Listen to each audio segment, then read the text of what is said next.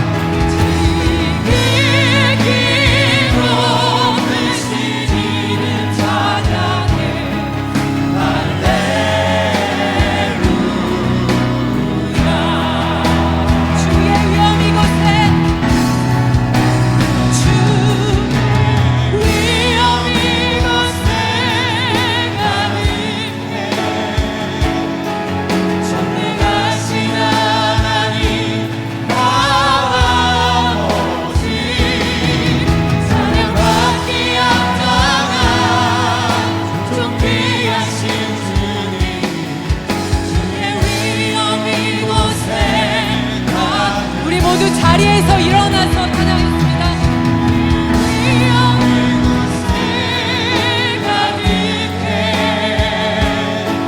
전능하신 하나님 아버지 찬양받기 합당한 존귀하신 주님 주의 위엄 이곳에 가득 주의 영광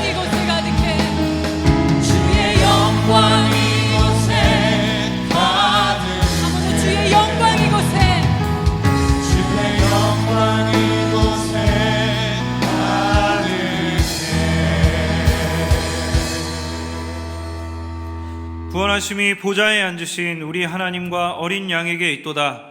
그러므로 형제들아 우리가 예수의 피를 힘입어 성소에 들어갈 담력을 얻었나니 참 마음과 온전한 믿음으로 하나님께 나아가자.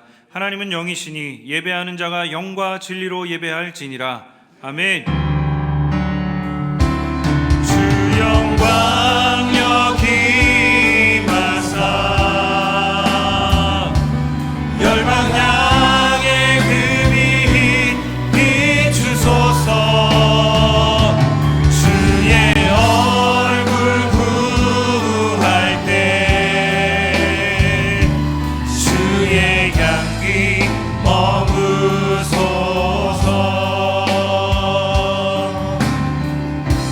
창조의 아버지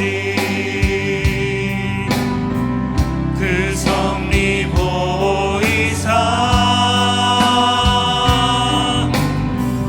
택하신 세대 일으키어 이 땅을 고치소서. 주의 크신 능력 만물이 사모하니 성령의 기름 부어주사 이 시간 임하소서. 주 영광 여기 임하사 열방 향해 그 빛 비추소서. 주의 얼굴 구할 때 주의 향기 머무소서. 영광 영광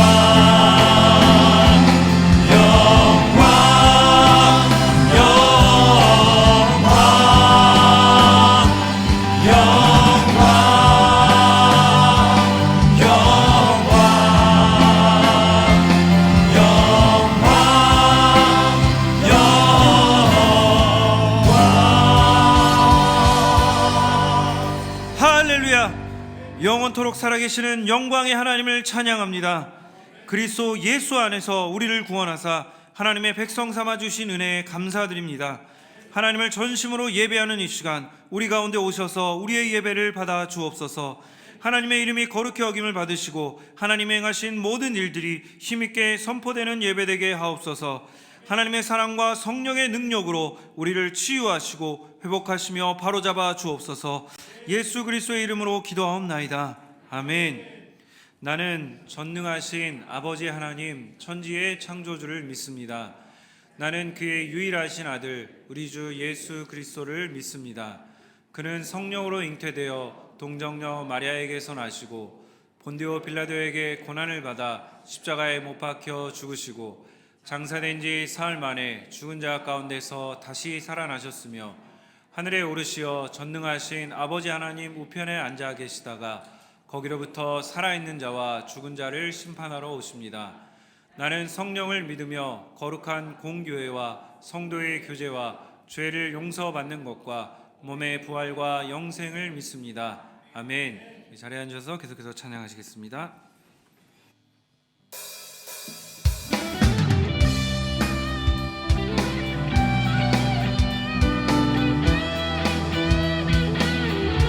예수의 이름이 우리의 소망이요 우리의 기쁨입니다. 할렐루야.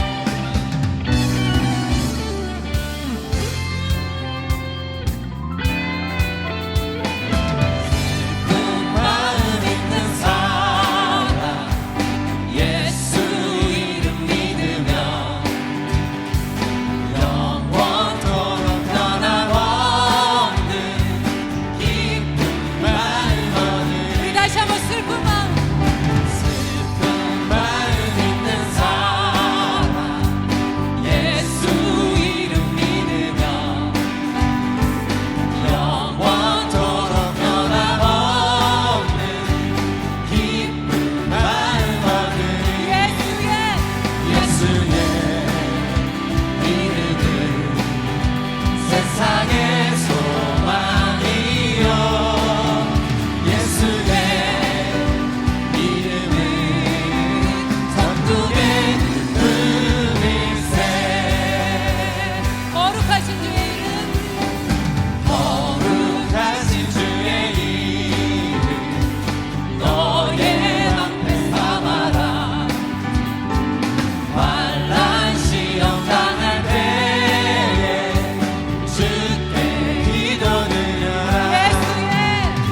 예수의 이름은 세상의 소망이요 예수의 이름은 전국의 기쁨일세 한 번 더 존귀하신 주의 이름 존귀하신 주의 이름 우리 기쁨 되도다 주의 품에 안길 때에 기뻐 찬송 부르리 예수의 이름은 세상의 소망이요 예수의 이름은 전국의 기쁨일세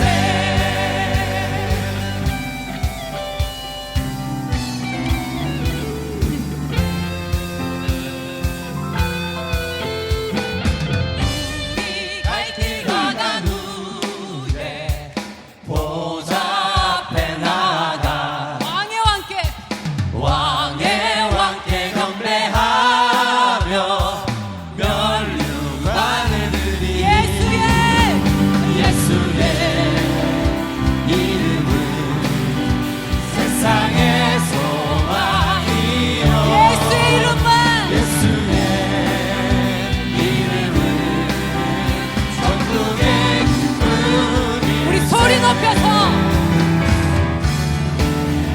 예수의 이름은 세상의 소망이요 예수의 이름은 전국의 기쁨일세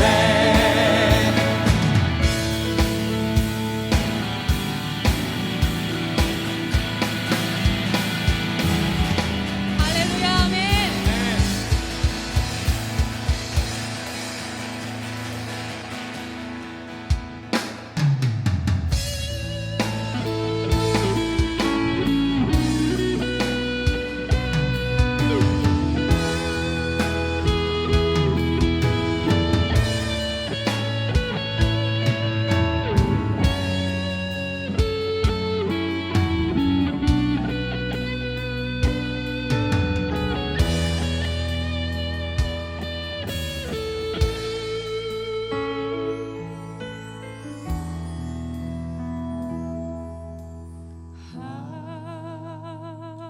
하나님은 우리의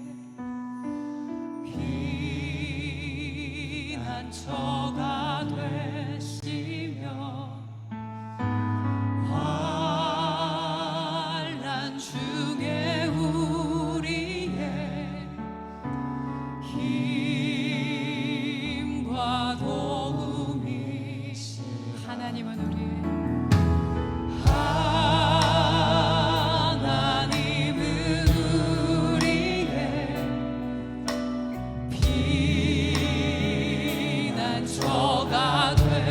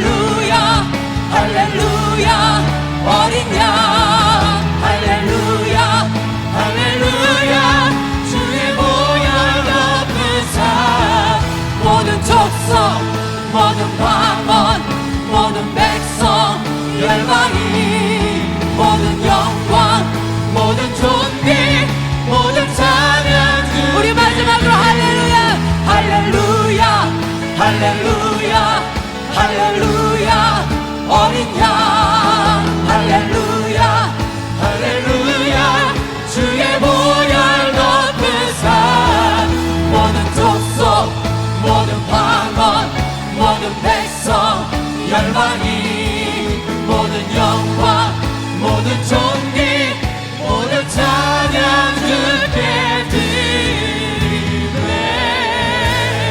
할렐루야. 모든 영광과 존귀와 찬양을 받으시게 합당한 그 예수 그리스도의 이름만을 우리가 선포하며 찬양합니다. 할렐루야.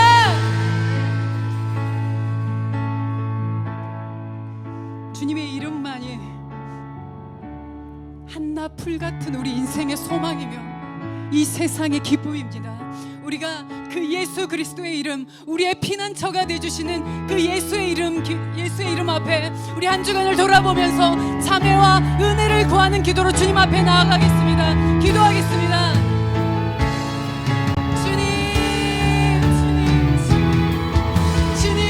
주님의 이름만이 우리 소망입니다.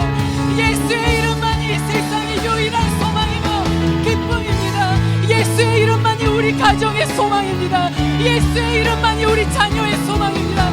예수의 이름만이 우리 교회의 소망입니다. 주님의 이름을 외치며 나아가오니 이 시간 우리를 돌아보시고 우리 가운데 은혜를 베풀어 주시옵소서.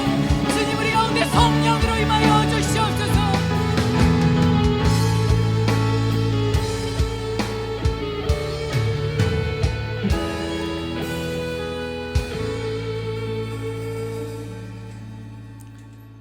사랑이 가득하신 우리의 창조주 하나님, 우리를 피조물로 만드시고 우리로 하여금 창조 세계의 모든 피조물을 다스리게 하신 하나님의 은혜로 오늘도 예배의 자리에 나와 주님께 모든 영광을 드리는 존재로 만들어 주심에 감사드립니다. 일상을 살아가며 우리에게 주시는 하루하루의 말씀을 통해 하나님을 사랑하며 그분의 길을 걸어가라 하시고 그분의 계명과 법도와 규례를 지키라 하신 모세의 설교 말씀을 따름으로써 우리의 삶이 참되고 풍성하기를 기대합니다.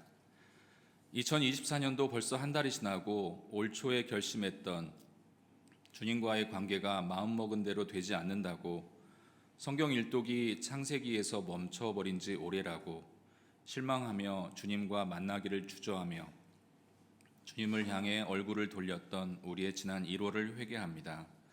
우리의 회개에 주님은 나의 죄를 보시고 사랑의 눈으로 날 일으키실 줄 믿습니다.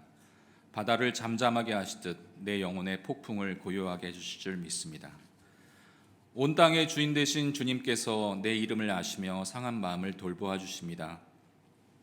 이 세상의 왕이시며 이 땅의 주인 되신 하나님께서 내 이름을 불러주심으로 나는 이곳 상하이에서 주님을 부르짖으며 간구합니다. 하나님의 말씀을 잘 이해하지 못하지만 예배에 열심으로 참석하며 어둠을 밝히시는 새벽별과 같이 방황하는 내 마음을 주님의 길로 인도하시고 비추어 주십니다. 때로는 나 혼자 바다에 표류하는 마음으로 타양살이를 탓하기도, 공동체에 속해 있으면서도 나만 다른 방향을 보고 있는 듯한 어색함으로 내 자신을 탓해보지만 나로 인함이 아닌 주가 행하신 일로, 나의 행함이 아닌 오직 주로 인하여 나를 바라보시며 피난처가 되시는 주님을 의지합니다. 이곳을 거쳐간 많은 신앙의 선배님들처럼 나도 언젠가 이곳을 떠나야 하기에 고향 같지 않다고, 또 구정을 맞아 고향에 가는 사람들을 부러워하는 나그네로 살지 않도록 나를 이곳에 붙들어 주시옵소서. 나는 오늘 피었다 지는 이름 없는 꽃과 같고 바다에 이는 파도 안개와 같지만 주님의 품 안에 이곳에 살았다고, 지금도 살아계신 주님이 나와 함께 거하고 계신다는 기쁨을 누리며 살아가게 하여 주시옵소서. 나는 오직 주의 것입니다. 우리의 처소 문제를 두고 깊게 기도합니다.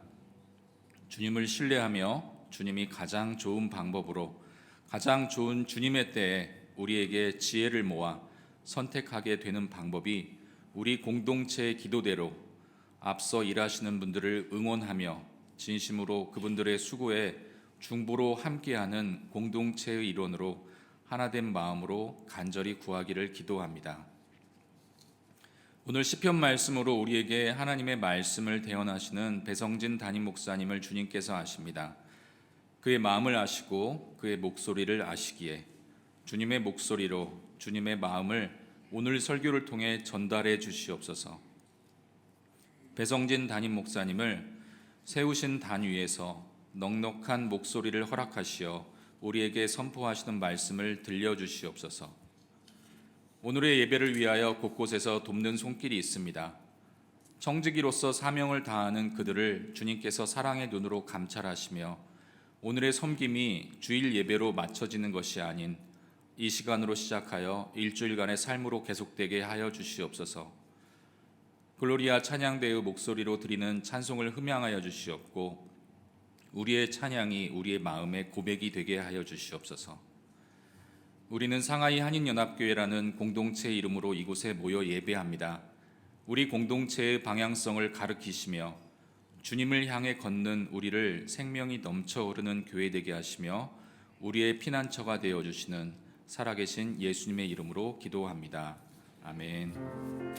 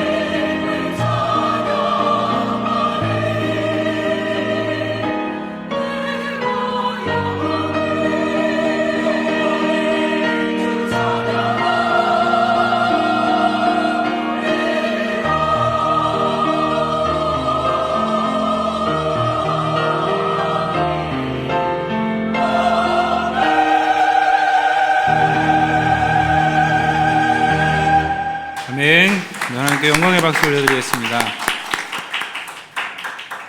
생명이 넘쳐 흐르는 상하이 한인연합교회 주일 예배에 참석하신 성도님들 주님의 이름으로 축복하고 환영합니다. 교회 소식을 전해드리겠습니다.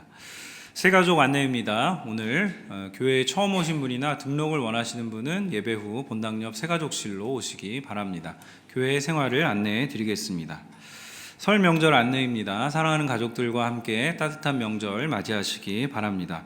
설 명절 가정 예배 순서지가 홈페이지 자료실에 업로드되었습니다. 매일 성경 3, 4호가 발간되었습니다. 매일 성경은 각 교구별 순장님을 통해 배부되며 사무실에서 수령하시면 됩니다. 양육훈련 안내입니다. 2024년 양육훈련 훈련생을 모집합니다. 새가족반은 3월 3일 주일반, 3월 5일 화요반이 오픈되며 훈련 기간은 5주입니다. 양육반은 3월 5일 화요반과 3월 10일 주일반이 오픈되며 훈련 기간은 1학기입니다. 제자반은 양육반 이상 수료하신 여성 교구 및 남성 교구 성도님들이며 사역자반은 제자훈련을 수료하신 분들이 지원하실 수 있습니다. 주보의 내용을 참고하셔서 교회 홈페이지 팝업을 통해 신청하시기 바랍니다. 제자훈련의 경우 신청서를 사무실에서 수령해서 작성 후 제출해 주시기 바랍니다. 27기 전투 폭발 훈련생 및 그 밖의 소식은 화면을 참고하시기 바랍니다.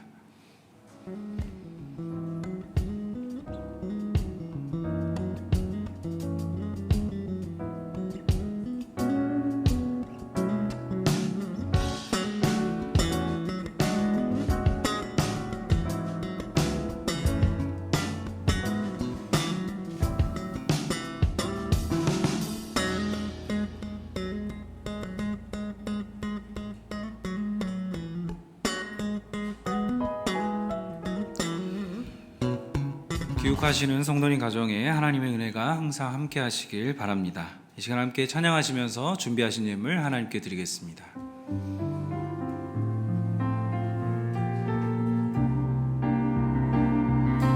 나의 생명을 드리니 주 영광 위하여 사용하옵소서.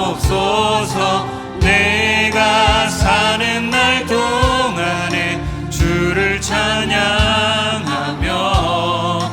기쁨의 제물 되리. 나를 받아주소서. 나의 모습 나의 소유 주님 앞에 모두 드립니다. 모든 아픔 모든 기쁨 내 모든 눈물 받아주소서. 어제 일과 내일 일도 꿈과 희망 모두 드립니다. 모든 소망 모든 계획 내 손과 마음 받아주소서. 나의 생명을 드리니 주 영광 위하여 사용하옵소서. 너희가 사는 날 동안에 주를 찬양하며 기쁨의 제물 되리. 나를 받아주소서.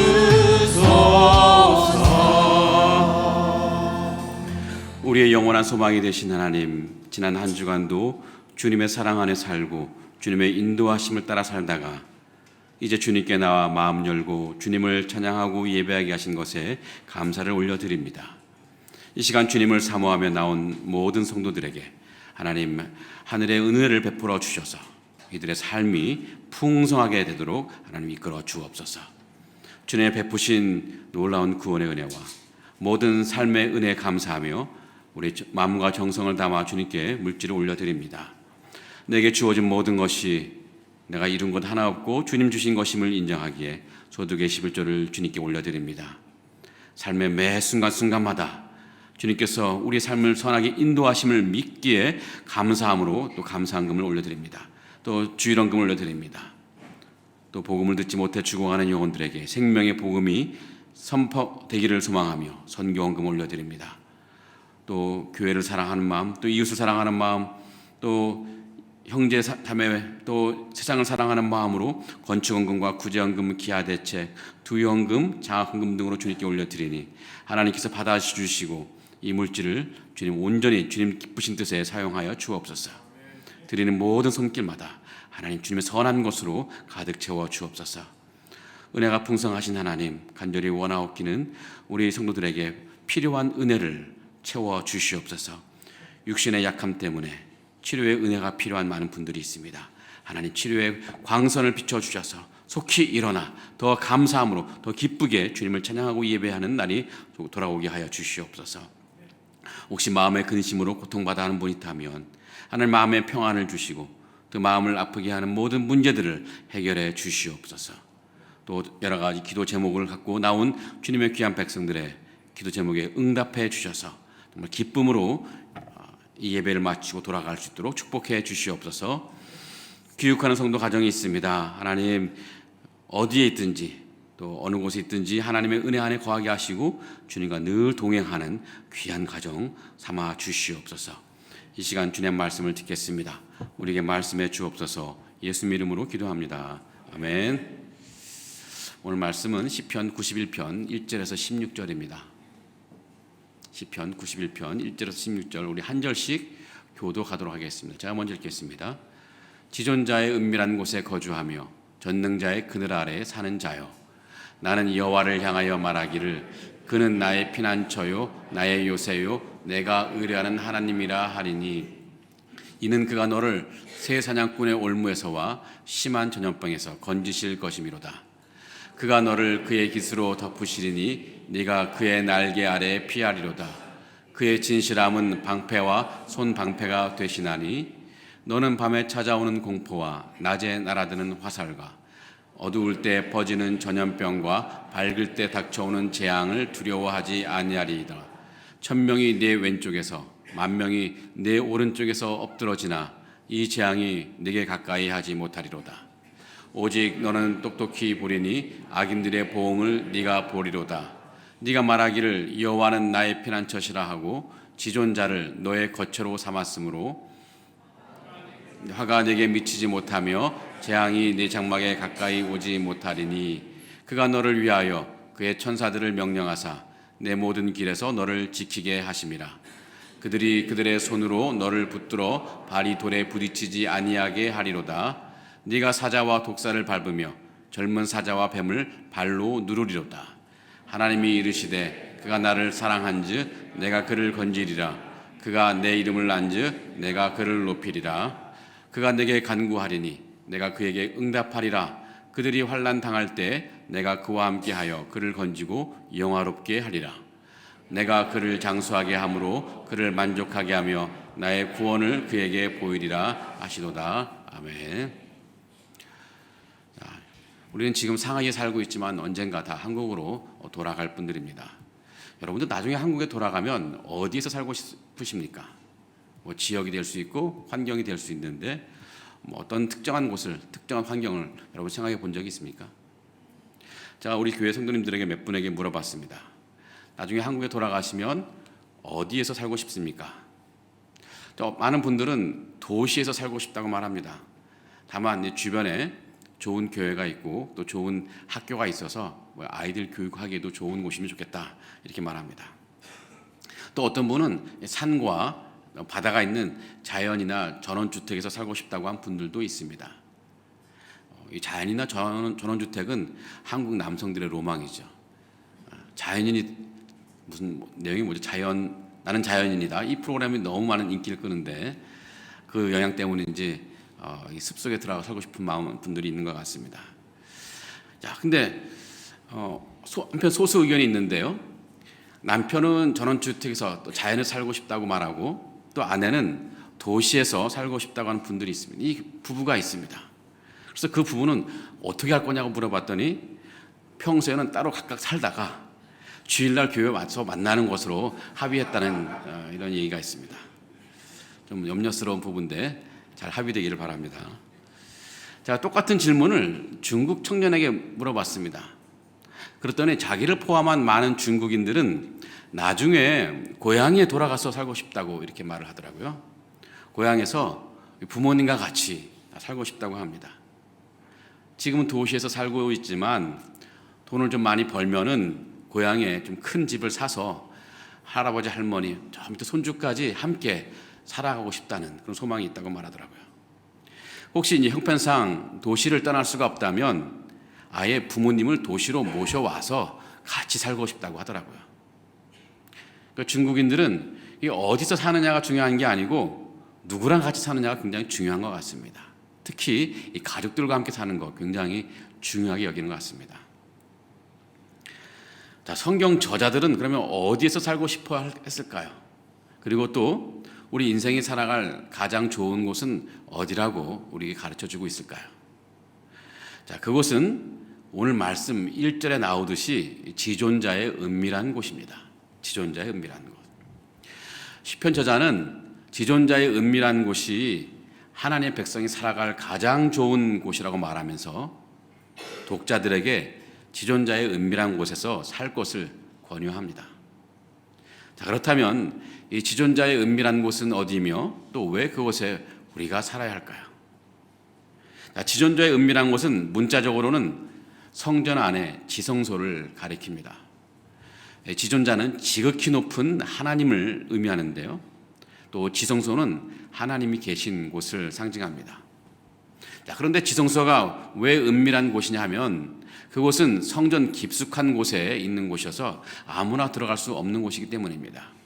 오직 허락된 사람들만 들어갈 수 있는데 하나님과 가장 친밀한 관계에 있는 대제사장이 1년에 한 번 들어갈 수 있는 곳입니다. 그래서 이 지존자의 은밀한 곳에 거주한다는 것은 하나님이 계신 곳에서 산다는 것이고 나아가서 하나님과 친밀한 교제를 이루며 산다는 것입니다. 자, 그렇다면 왜 시편 저자는 우리에게 인생에게 가장 살기 좋은 곳, 또 우리에게 살기를 권유하는 곳, 그곳을 왜 지존자의 은밀한 곳이라고 말할까요? 왜냐하면 그곳은 전능자의 그늘 아래이기 때문입니다.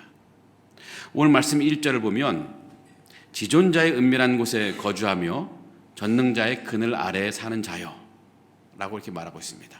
시는 여기서 두 장소를 말하는데요. 첫 번째는 지존자의 은밀한 곳, 두 번째는 전능자의 그늘 아래입니다. 이렇게 두 문구를 병렬로 배치하면서 시편 저자는 그 둘이 같은 곳이라는 것을 암시하고 있죠. 그 지존자의 은밀한 곳은 곧 전능자의 그늘 아래입니다. 그렇다면 전능자의 그늘 아래는 어떤 곳일까요? 이 그늘 아래는 4절에서 보다 명확하게 표현되는데 4절을 보면 이런 말씀이 있습니다. 그가 너를 그의 깃으로 덮으시리니 네가 그의 날개 아래에 피하리로다. 자, 여기서 그의 날개 아래라는 말이 나오는데 이것은 어미새의 날개 아래입니다. 자, 1절에서 말한 전능자의 그늘 아래는 곧 이 어미새의 날개 아래입니다. 새끼새에게 가장 안전한 곳은 어미새의 날개 아래입니다. 아무리 힘센 독수리가 날카로운 발톱을 갖고 내려온다고 해도 어미새의 날개 아래에 있는 새끼새는 잡을 수가 없습니다. 어미새가 목숨을 걸고 날개로 새끼새를 보호할 것이기 때문입니다. 그런데 만약 그 어미새가 전능한 새라면, 전능한 새는 없지만 전능한 새라고 한다면, 즉 세상에서 가장 힘이 센 새라고 한다면 그 날개 아래에 있는 새끼새는 더더욱 안전할 것입니다. 이 전능자의 그늘 아래는 바로 가장 안전한 곳을 의미하는 것입니다. 전능하신 하나님의 완전한 보호가 있는 곳이기 때문입니다. 그래서 오늘 말씀 1절의 의미는 하나님과 친밀한 교제를 나누는 사람은 하나님의 완전한 보호 아래에 있다는 것을 의미합니다. 자, 시편 저자는 오늘 1절에서 지존자의 은밀한 곳이 전능자의 그늘 아래라는 것을 말한 후에 그 2절부터 13절까지 전능자의 그늘 아래 살면 무엇이 좋은지 그 복에 대해서 이 그림 언어로 우리에게 설명합니다. 간단히 요약하면요, 가령 2절에서 하나님은 나의 피난처, 나의 요새, 내가 의뢰하는 하나님이라고 묘사합니다. 그렇게 말할 수 있는 것은 3절에 나오듯이 하나님은 전능자의 그늘 아래 사는 사람을 새 사냥꾼의 올무와 심한 전염병에서 건져주실 분이기 때문입니다. 새 사냥꾼의 올무는 사냥꾼이 막 구입한 새로운 그물입니다. 이 새 그물에 걸리면 어떤 짐승도 빠져나올 수가 없죠. 또 심한 전염병은 한번 걸리면 딱히 치료약이 없던 이 고대 사회에서는요, 그냥 누구라도 죽을 수밖에 없습니다. 하나님은 그런 치명적인 위험에서 건져주시기 때문에 전능자의 그늘 아래에 있는 사람에게 하나님은 피난처요, 요새요, 의뢰할 만한 분이라고 할 수 있다는 것입니다. 또 시편 저자는 4절에서 하나님은 전능자의 그늘 아래에 있는 사람에게 방패와 손방패가 되어 주시는 분이라고 묘사합니다. 방패가 있으면 적의 칼이나 화살을 충분히 막아낼 수 있습니다. 그래서 시편 저자는 밤의 공포와 낮에 화살과 전염병과 재앙이 온다고 해도 두려워할 필요가 없다고 우리에게 말하고 있습니다. 설령 주변에서 왼쪽에서 10,000명이 1,000명이 쓰러지고 오른편에서 10,000명이 다치고 죽어가는 상황이 있다 할지라도 두려워할 필요가 없는데, 왜냐하면 방패와 손방패가 되어주신 하나님이 그 모든 재앙을 막아주실 것이기 때문이라고 말합니다. 어떻게 막아주실까요? 그 방법이 11절과 12절에 있습니다. 그가 너를 위하여 그의 천사들을 명령하사 내 모든 길에서 너를 지키게 하심이라. 그들이 그들의 손으로 너를 붙들어 발이 돌에 부딪히지 아니하게 하리로다. 하나님이 천사에게 전능자의 그늘 아래에 있는 사람을 지키고 보호하라고 명령하셨습니다. 그래서 전능자의 그늘 아래에 있는 사람은 든든한 천사 보디가드의 보호를 받고 살아가는 것입니다. 그러게 전능자의 그늘 아래에 사는 사람은 참 복된 사람입니다. 다시 1절로 돌아가면 누가 전능자의 그늘 아래 사는 사람이냐 하면 지존자의 은밀한 곳에 거하는 사람들인데, 늘 하나님 곁에 머물고 늘 하나님과 친밀한 관계에 있는 사람을 말합니다. 이 사람은 참 복된 사람인데, 왜냐하면 하나님의 완전한 보호 아래 살아가기 때문입니다. 오늘 시편 저자는 이 시편을 통해서 우리에게 조언하는 것 2가지가 있습니다. 자, 첫 번째는 자신이 힘이 세다고 자만하지 말라고 조언합니다. 내 능력이 아무리 우수하고 내가 지금 잘 나간다고 할지라도, 또 지금까지 이뤄놓은 일들이 아무리 탁월하다 할지라도, 내가 소유한 재산이 아무리 많다고 할지라도 그것을 너무 의지하지 말라는 것입니다. 그런 것들은 사냥꾼의 올무나 심한 전염병 같은 재앙이 몰려오면 순식간에 사라질 것들입니다. 우리가 알듯이 이 코로나로 인해 세상에서 얼마나 많은 사람들이 죽어갔습니까? 이 코로나가 아니더라도 매년 수많은 사람들이 이 독감에 걸려 죽곤 합니다. 이런저런 재난과 사건을 통해 참으로 많은 사람들이 죽어갑니다. 세상은 어느 인생도 또 자신만만하게 살아갈 수 있는 것이 아닙니다. 언제 어떤 재앙이 우리 앞에 몰려올지 알 수가 없습니다. 참 험난한 세상이죠. 그래서 우리 인생은 누구라도 안전한 피난처가 필요합니다. 시편 저자는 자신이 힘이 세다고 자만하지 말고 안전한 피난처인 전능자의 그늘 아래로 들어와 살라고 우리에게 조언합니다. 자, 시편 기자가 조언하는 2번째는요, 이 험난한 세상을 살아간다고 너무 두려워하지 말라고 우리에게 조언합니다. 세상의 재앙이 아무리 크다고 할지라도 하나님과 함께 이 세상을 살아간다면 우리 삶은 안전하기 때문이라는 것입니다. 여러분, 어릴 때 친구하고 싸워본 적이 있습니까? 저는 어릴 때 몸도 작고 또 싸움도 너무 못해서 남들과 싸워볼 엄두를 내본 적이 없습니다. 제가 마음이 착해서 싸움을 안 한 것이 아니라 살려고 싸움을 못했습니다. 그래서 누가 괴롭히면요, 그냥 참고 괴롭힘을 당하는 그런 어린 시절을 보냈습니다. 하지만 제가 이제 아버지와 함께 길을 가다 보면 누구도 저를 괴롭히지 못했어요. 그리고 저도 그 누구도 무섭지 않았습니다. 왜냐하면 아버지는 힘이 센 어떤 친구보다 더 강한 분이기 때문이었습니다. 하나님은 세상의 그 어떤 재앙보다 강하신 분입니다. 그러기에 힘이 세고 발톱이 날카로운 독수리 같은 재앙이 많은 이 세상에 산다고 해도 하나님의 날개 아래, 전능자의 그늘 아래 하나님의 보호하심을 믿고 두려움 없이 살아가라고 우리에게 조언합니다. 성도 여러분, 전능자의 그늘 아래 살고 싶지 않으십니까? 그렇다면 지존자의 은밀한 곳에 살길 바랍니다. 하나님과 친밀하게 관계를 누리며 살아가라는 것입니다. 하나님과 친밀하게 살아가는 것이 인생의 너무나 귀한 지혜입니다. 여러분, 세상에 질병이 많다고 나에게 그 모든 질병들을 치료할 능력이나 약 그런 것들이 필요할까요? 의학을 공부하고 또 어떤 병에는 뭐가 좋은지 다 알아야 될까요? 그럴 필요 없죠. 그냥 병원 옆에 살면 돼요. 그냥 좋은 의사 옆에 살면 되는 거예요. 우리 삶을 보호하시는 하나님과 친밀하게 살아가는 것이 인생의 너무나 큰 지혜입니다. 하나님 말씀과 기도를 통해서 여러분 하나님과 많은 대화를 하시기 바랍니다. 하나님과 친해지시기 바랍니다. 또 하나님이 인도하시는 대로 순종하며 살아가시기 바랍니다. 그렇게 하나님과 친해지면 사는 것이 너무너무 평안하고 좋습니다. 하나님과 친밀하게 살아가면서 전능자의 그늘 아래 살아가신 여러분 되기를 간절히 기원합니다.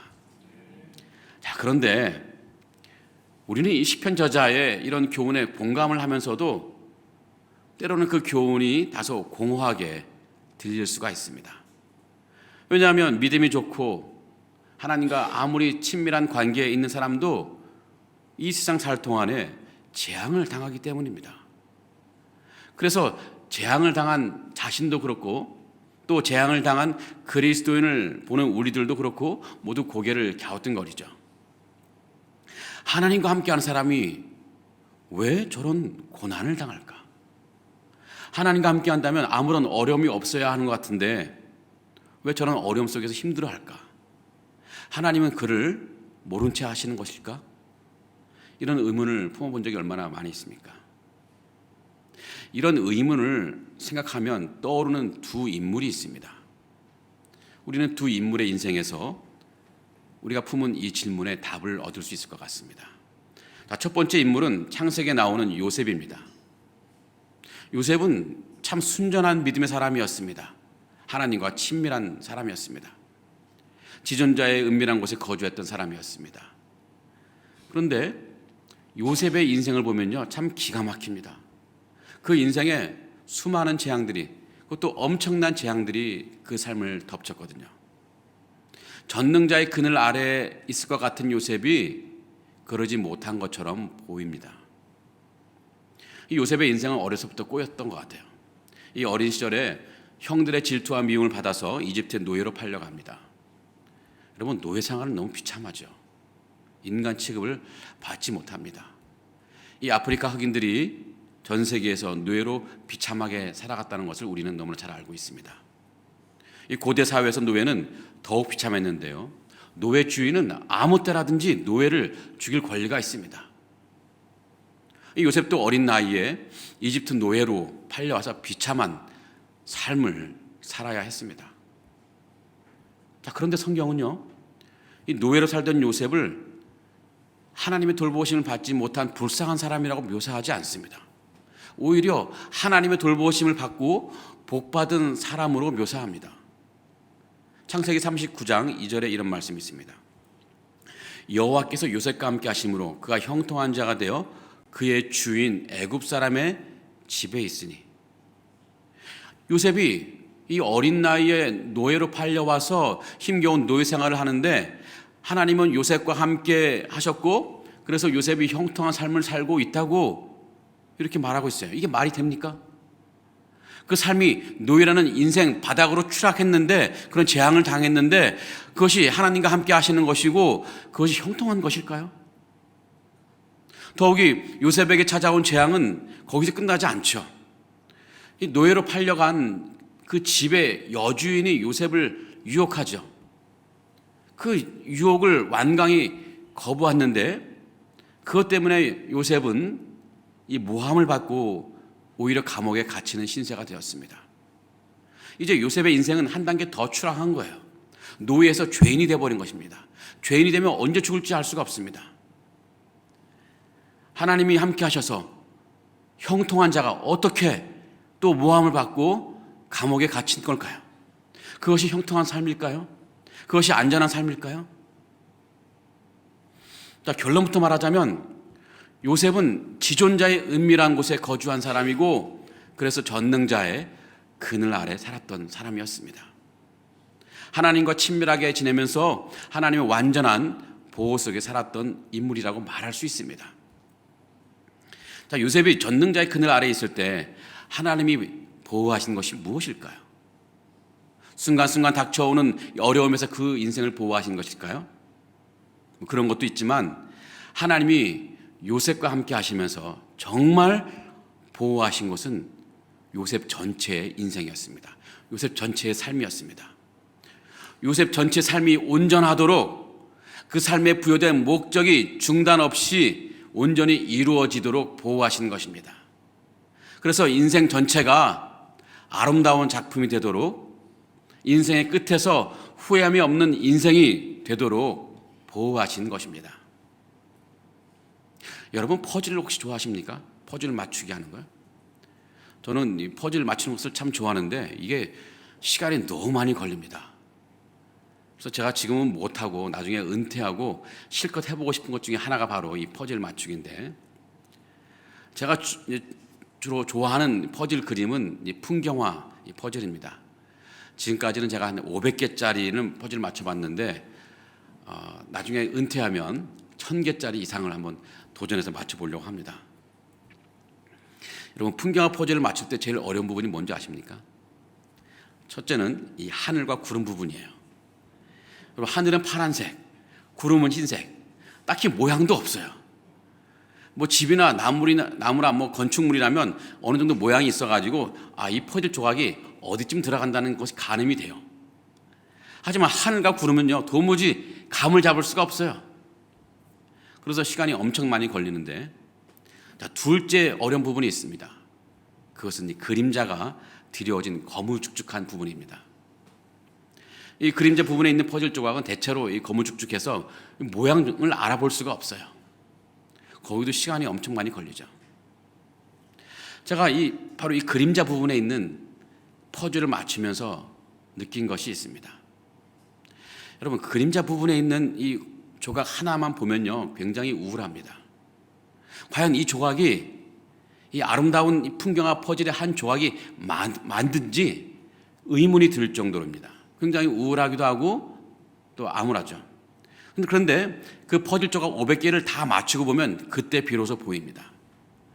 이 거무죽죽한 퍼즐 조각 하나가 왜 이 풍경화에 필요한지 알게 됩니다. 그 퍼즐 조각 하나 때문에 풍경화가 얼마나 아름다운 그림이 되는지 나중에야 알게 됩니다. 여러분, 풍경화가 모든 색이 밝은 색만 있고 모든 부분이 꽃 같은 것만 있다면 그 풍경화는 아주 재미없는 풍경화였을 것입니다. 아마 싸구려 풍경화일 것입니다. 제가 이 풍경화 퍼즐을 맞추면서 또 하나 느낀 것은 우리 인생은 어쩌면 마치 이 아름다운 풍경화 퍼즐 같다는 생각이 들어요. 그래서 하나님이 우리 인생이 이 아름다운 풍경화 퍼즐이 되도록 우리 삶을 이끌어 가신다는 것입니다. 그래서 우리 인생의 어느 한 부분, 즉 퍼즐 조각 하나만 본다면 이해하기 어려울 수 있어요. 하지만 완성이 되고 보면 그 거무죽죽한 퍼즐 조각 같은 내 인생의 어두운 부분, 그것도 내 인생에 왜 있어야 하는지를 나중에 깨닫게 됩니다. 요셉의 인생도 그러합니다. 요셉의 인생 한 부분만 보면요, 때로는 거무죽죽한 퍼즐 조각 같습니다. 하지만 요셉 인생 전체를 보면 그 부분도 꼭 필요한 인생 조각이었다는 것을 알게 됩니다. 하나님은 요셉 전체의 삶을 통해서 위대한 일을 이루시려고 계획을 세우셨습니다. 그의 조상 아브라함에게 약속한 또 자손을 하늘의 별과 같이 바다의 모래와 같이 큰 민족을 이루시겠다고 하는 약속을 이루어내시는 과정 속에 요셉의 삶을 사용하신 것입니다. 하나님의 백성을 이루시는 그 일에 하나님은 요셉을 사명자로 세우신 것입니다. 그 일을 이루기 위해서 요셉은 이집트의 노예가 되어야 했고 감옥에 갇히는 것이 필요했습니다. 왜 필요했을까요? 자, 아브라함이 정착한 이 가나안 땅은 굉장히 사실 좁은 땅입니다. 그리고 또 외세의 침략이 빈번한 땅입니다. 그래서 하늘의 별과 같이 또 바다의 모래같이 큰 민족이 되기에는 사실 여러모로 좀 불리한 땅이, 어려운 땅이었습니다. 그래서 하나님은 이 아브라함 자손을 큰 민족을 이루게 하시려고 이 아브라함 자손들을 잠시 이집트 땅으로 보내신 것입니다. 그것은 아주 넓은 땅이고 아주 비옥한 땅입니다. 더욱이 이집트는 이 강대국이어서 외부로부터 침입이 차단된 너무나 좁은 땅이었습니다. 그래서 하나님은 이 아브라함 자손을 큰 민족으로 만들기 위해서 이집트 땅으로 인도하시는데 그 중심 역할을 요셉에게 맡기신 것입니다. 하나님이 요셉의 이 일을 이루도록 하기 위해서 요셉을 이집트 총리로 세우시기로 작정하신 것 같습니다. 그러려니 요셉이 이집트에 가야 했죠. 그래서 처음에 형들에게 미움을 받게 해서 이집트 노예로 팔렸는데 마침 그 노예로 팔려간 그 집 주인이 이집트에서 유력한 왕의 신하였습니다. 우연이 아니고 하나님의 인도하신 계획이었습니다. 자, 그런데 거기서 모함을 받고 요셉이 감옥에 갇히는데 그 감옥은 왕의 감옥이었습니다. 이것도 우연이 아니라 하나님이 인도하시는 거예요. 겉으로 보기에는 요셉의 삶이 추락하는 것 같지만 그래서 인생의 퍼즐 한 조각 한 조각이 어두침침합니다. 하지만 실상은 요셉은 그 과정을 통해 하나님의 뜻을 점점 더 이뤄가고 있는 거예요. 하나님은 요셉을 점점 더 이집트 왕에게 가까이 이끌어가고 계십니다. 결국 요셉은 이집트 왕 가까이에서 이집트 왕의 꿈을 해석해 주어서 이집트 왕의 신임을 받고 또 이집트의 총리가 되었습니다. 총리가 되어서 그 많은 권한과 권력을 가지고 가나안 땅에서 굶주려 있는 기근에 시달리고 있는 그 가족들을 이집트로 불러들여서 살게 한 것입니다. 그래서 처음에는 가나안 땅에서 데려올 때 그 가족들은 겨우 70명이었는데 400년 만에 그 70명의 가족이 200만 명으로 큰 민족을 불어났습니다. 요셉을 통해서 하나님은 하늘의 별과 같이 바다의 모래같이 큰 민족을 이루게 하신 것입니다. 그래서 인구가 충분히 불어났을 때 하나님은 다시 그들을 가나안 땅으로 불러들인 것입니다. 그러니 요셉이 이집트의 노예로 팔려오고 감옥에 갇히는 것은 그 인생이 추락하는 과정이 아니고 오히려 영광의 과정이었습니다. 성도 여러분, 요셉은 하나님의 보호하심이 없어서 그런 어려움을 당한 것이 아닙니다. 그 반대로 하나님이 요셉을 보호하셨기 때문에 그 어려움의 과정을 지나게 하셨고 또 견디게 하셨습니다. 그래서 하나님 보호하심이 있었기 때문에 요셉이 이 위대한 일을 이루도록 그 인생이 아름다운 인생이 되도록 전능자의 그늘 아래 두신 것입니다.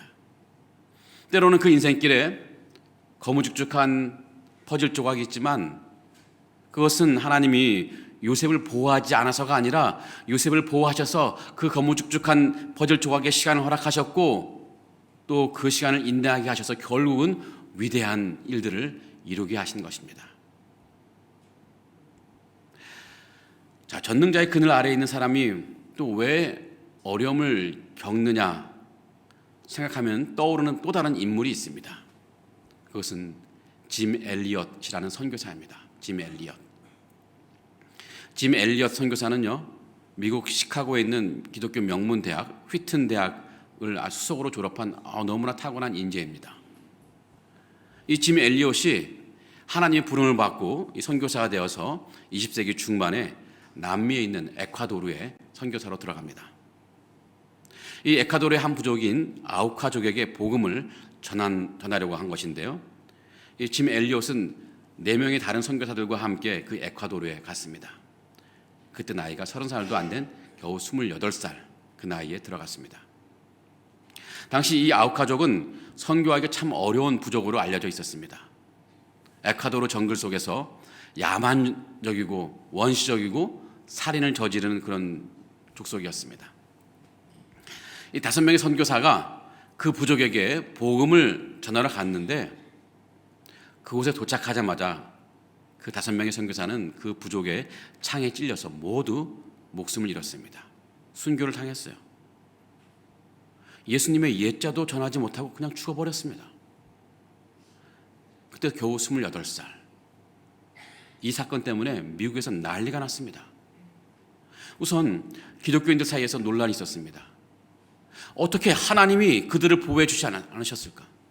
그들은 복음을 전하기 위해서 간 사람들인데 왜 하나님이 그들을 죽도록 내버려 두셨을까? 과연 우리가 그런 상황이 되면 우리도 하나님께서 내버려 두실 것인가? 이런 의문을 품으면서 지존자의 은밀한 곳에 있는 성도들이 과연 전능자의 그늘 아래에 있는 것이 맞는 것일까? 회의를 품는 사람들이 꽤 많았습니다. 한편 이 세상 사람들도 이 사건에 대해서 심각한 논평을 했는데요. 당시 이 라이프라고 하는 잡지가 있었습니다. 지금은 폐간되고 말았는데 이 라이프 잡지, 이 잡지가 이 사건에 대해서 굉장히 부정적이고 비판적인 기사를 실었습니다. 그 잡지가 심각한 질문을 제기하는데 그 질문이 뭐냐면 이 얼마나 불필요한 낭비인가?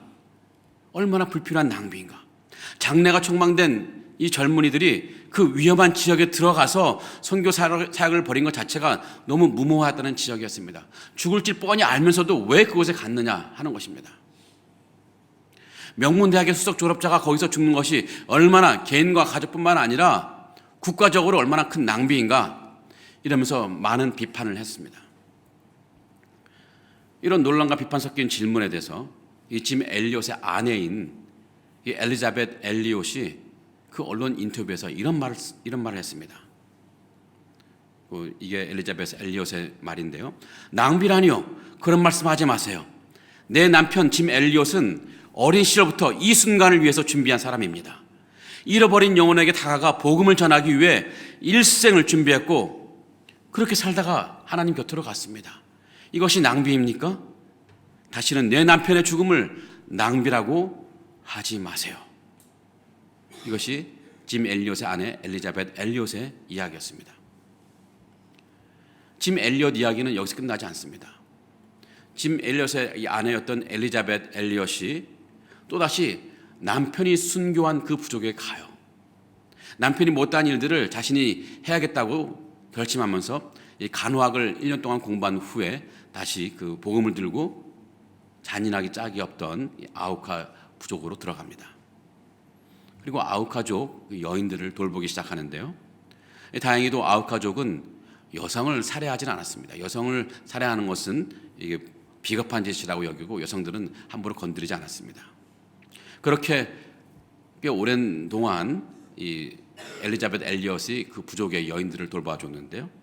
나중에 이 아우카족 이 추장이 엘리자벳에게 물었습니다. 아니 당신 도대체 누구인데 우리 부족을 위해서 이렇게 애를 쓰십니까? 그게 물어봤더니 엘리자벳이 말하기를 나는 5년 전에 당신들이 죽인 그 남자의 아내입니다. 그러나 하나님의 사랑 때문에 여기 오게 되었습니다. 이 말을 들은 이 아우카족 사람들은 엄청난 충격을 받았습니다. 우리가 창으로 찔러 죽인 그들의 아내가 어떻게 우리 부족을 사랑해서 우리 부족에게 와서 이런 일을 할 수 있느냐? 우리는 그 남편을 죽였는데 어떻게 이 여인들은 우리 부족 여인들을 도와줄 수 있느냐? 너무나 큰 충격을 받았습니다. 그들의 충격을 준 건 또 다른 것이 하나 있습니다. 나중에 알고 보니까 자신들이 죽인 그 짐 엘리엇과 다른 선교사들 몸속에 총이 있었습니다. 자신들이 창을 들고 달려갈 때 그들은 분명히 총으로 그 부족 사람들을 쏠 수 있었습니다. 하지만 그들은 총을 쏘지 않고 그대로 창에 찔려서 죽었다는 것이 나중에 그들이 알게 되었습니다. 이 사실에 이 부족들이 또 한 번 충격을 받은 거죠. 그래서 이 아홉 가족은 양심에 찔려서 너무너무 괴로워했습니다. 나중에 아홉 가족은 엘리자벳에게 물었습니다. 도대체 당신들은 왜 우리한테 왔느냐? 우리에게 하고 싶은 말이 도대체 무엇이냐? 당신 남편은 왜 와서 창에 찔러 죽임을 당했느냐? 그때 비로소 엘리자벳이 그들에게 복음을 전합니다. 예수 그리스도를 믿어서 하나님의 백성이 되고 천국에 들어가기를 원하는 마음으로 우리가 여기 왔다. 그때 아홉 가족은 예수님을 그때 비로소 영접합니다. 10년 뒤에 그 선교사를 죽였던 어떤 부족 남자는 그 부족 최초의 목사가 되었습니다. 또 다른 한 사람은 그 교회의 장로가 되었고 또 그 지역에 엄청난 많은 교회가 생겨났습니다. 이 짐 엘리엇의 죽음은 낭비가 아니었습니다. 짐 엘리엇의 인생은 하나님의 아름다운 작품이었습니다. 이 짐 엘리엇의 이야기가 책으로 나왔는데 그 책 제목이 바로 전능자의 그늘입니다. 이 책입니다. 저도 갖고 나왔는데 한번 여러분 꼭 한번 사서 보시기 바랍니다. 자, 나중에 이 빌리그레암 목사님이, 유명한 빌리그레암 목사님이 주도하던 예배에서 당시에 아홉 가족 추장이 간증한 적이 있습니다. 간증 내용을 잠깐만 읽어보면요, 우리들은 그분들에게서 복음을 듣고 복음을 받고 하나님을 믿게 되었습니다. 그 젊은이들의 희생이 아니었다면 우리는 아직도 그렇게 살았을 것입니다. 그분들의 죽음으로 인해 우리들은 빛을 보게 되었습니다. 우리도 오래 살기를 원하지 않습니다. 주님처럼, 그분들처럼 살기를 원합니다. 성도 여러분, 이 짐 엘리엇은 하나님의 보호하심이 없어서 아홉 가족의 창에 찔려 죽은 것이 아닙니다.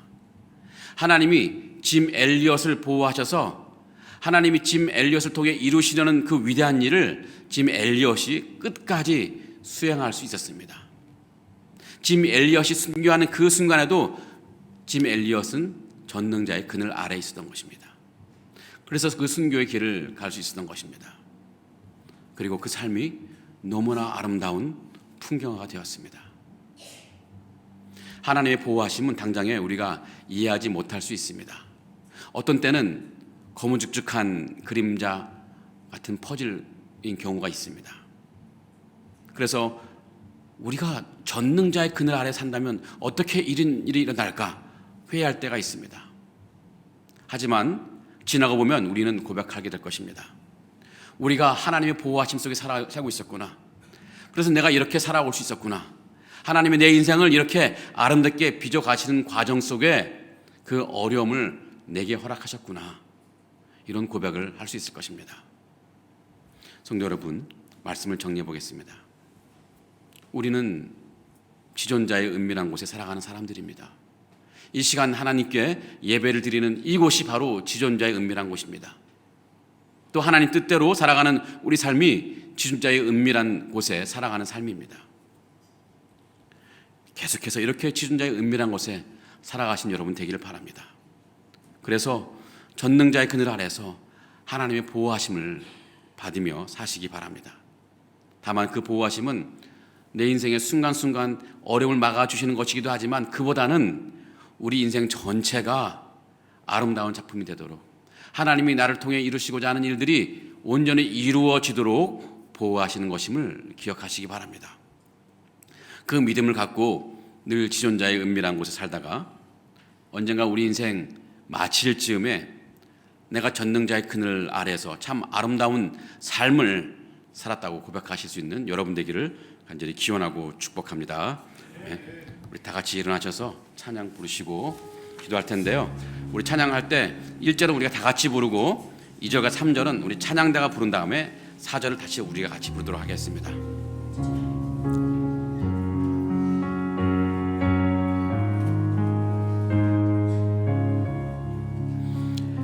내 평생에 가는 길 순탄하여 늘 전전한 강 같든지 큰 풍파로 무섭고 어렵든지 나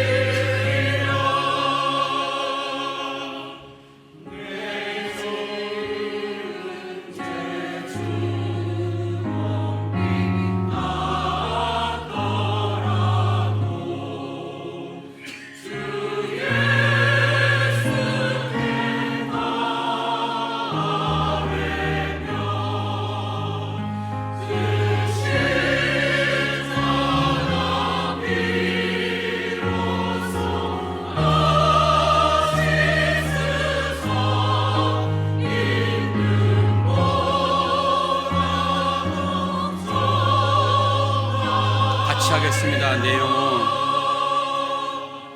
내 영혼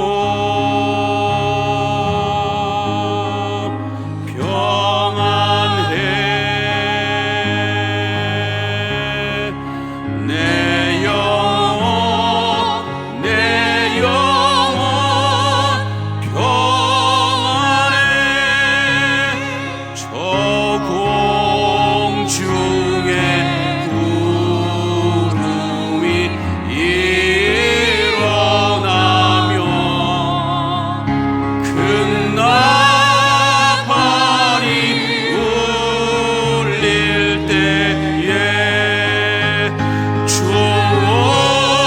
오셔서 세상을 심판해도 나의 영혼은